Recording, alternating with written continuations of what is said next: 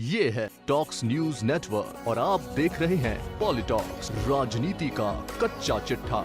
अपनी 5 दिनों की यात्रा पर दिल्ली पहुंची ममता बनर्जी ने दूसरे दिन कांग्रेस की अंतरिम अध्यक्ष सोनिया गांधी और दिल्ली के मुख्यमंत्री अरविंद केजरीवाल से मुलाकात की। सोनिया गांधी से हुई इस मुलाकात के दौरान वहां राहुल गांधी भी मौजूद थे। पेगासस मामले एवं 2024 में होने वाले आम चुनाव को लेकर ममता बनर्जी का यह दौरा काफी अहम माना जा रहा है।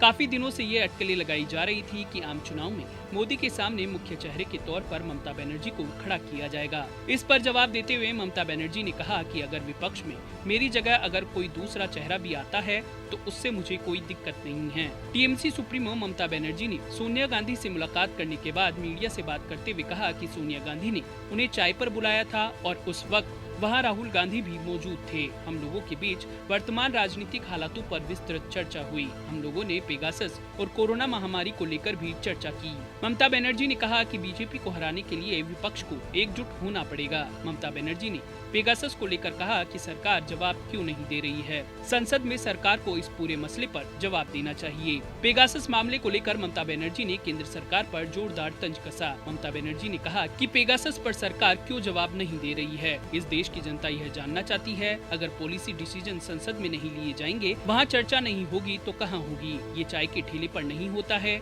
ये संसद में ही होता है। काले धन पर ममता बनर्जी ने तंज कसते हुए कहा कि जो केंद्र सरकार का विरोध करते हैं असल में उन्हीं के पास काला धन होता है। ममता बनर्जी ने कहा कि नरेंद्र मोदी 2019 में लोकप्रिय थे, आज उन्होंने शवों का रिकॉर्ड नहीं रखा, अंतिम संस्कार करने से इनकार कर दिया और शवों को गंगा नदी में फेंक दिया। जिन्होंने अपनों को खोया वो ना तो इसे भूलेंगे और ना ही आपको माफ करेंगे। ममता बनर्जी ने आगे कहा कि अब विपक्ष एकजुट है और अब तो पूरे देश में खेला हो बे। वहीं सोनिया गांधी से मुलाकात से पहले ममता बनर्जी ने तमाम विपक्ष से एकजुट होने की अपील करते हुए कहा कि सोनिया गांधी भी चाहती है कि सभी विपक्षी दलों में एकजुटता हो। इसके लिए कांग्रेस को क्षेत्रीय दलों पर और क्षेत्रीय दलों को कांग्रेस पर भरोसा करना होगा। ममता बनर्जी ने 2024 के चुनाव को लेकर कहा कि भाजपा मजबूत पार्टी है लेकिन विपक्ष उससे ज्यादा मजबूत होगा। ममता ने कहा उम्मीद है कि 2024 में विपक्ष इतिहास रचेगा। पीएम मोदी के खिलाफ विपक्ष के चेहरे को लेकर ममता बनर्जी ने कहा कि भारतीय जनता पार्टी को हराने के लिए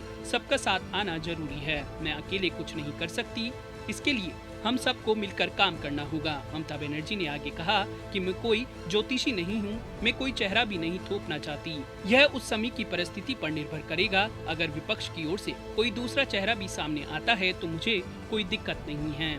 जब इस मामले पर चर्चा होगी तो हम इस पर फैसला करेंगे। ममता बनर्जी ने कहा कि मैं कोई नेता बनना नहीं चाहती बल्कि एक साधारण कैडर बनकर काम करना चाहती हूँ। वहीं पेगासस मामले को लेकर बीजेपी नेता बाबुल सुप्रियो ने ममता बनर्जी सरकार पर निशाना साधा। सुप्रियो ने बड़ा आरोप लगाते हुए कहा कि इजरायली जासूसी सॉफ्टवेयर की खबरें कोलकाता में 3 साल से चल रही हैं। दीदी के विश्वस्त अधिकारी इजराइल गए थे और वहां से 38 लाख रुपए कीमत के उपकरण खरीद कर लाए थे, जिसके बाद हमें टेलीग्राम और सिग्नल जैसे ऐप डाउनलोड करने पड़े थे। आपको बता दें कि इससे पहले ममता बनर्जी ने मंगलवार को प्रधानमंत्री नरेंद्र मोदी से मुलाकात की। पीएम से मुलाकात के बाद ममता बनर्जी ने कहा कि यह प्रोटोकॉल के तहत मुलाकात हुई है।